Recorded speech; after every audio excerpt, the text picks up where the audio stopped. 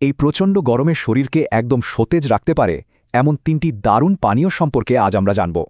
অতিরিক্ত তাপমাত্রায় কিন্তু খুব দ্রুত মারাত্মক পানিশূন্যতা তৈরি হয় আর শরীরের সব শক্তি যেন নিমিষেই গায়েব হয়ে যায়। তো এই ক্লান্তি আর পানিশূন্যতা দূর করার সবচেয়ে সেরা উপায় হল এই ৩টি চমৎকার প্রাকৃতিক পানীয়। প্রথমেই আসে লেবুর শরবত। এটি শুধু পানিশূন্যতাই দূর করে না, বরং খুব দ্রুত শরীরে দারুণ এনার্জি ফিরিয়ে আনে।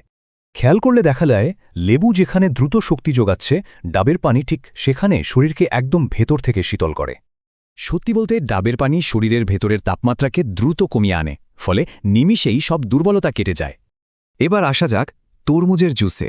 এটি দীর্ঘক্ষণ হাইড্রেশন ধরে রাখে, তাই অতিরিক্ত গরমের ক্লান্তি একদম ম্যাজিকের মতো কমে যায়। তবে একটা বিষয় খুবই জরুরি, রাস্তার ধারের অপরিষ্কার ও খোলা পানীয়গুলো কিন্তু যে কোনো মূল্যে এড়িয়ে চলতে হবে। কারণ এসব দূষিত পানীয় থেকে ডায়রিয়া বা মারাত্মক ব্যাকটেরিয়াল ইনফেকশনের মতো ভয়াবহ সব সমস্যা দেখা দিতে পারে। এত সব জানার পর এই তীব্র গরমে শরীরকে একদম সুস্থ রাখতে আজ থেকেই কোন পানীয়টি ট্রাই করা যেতে পারে?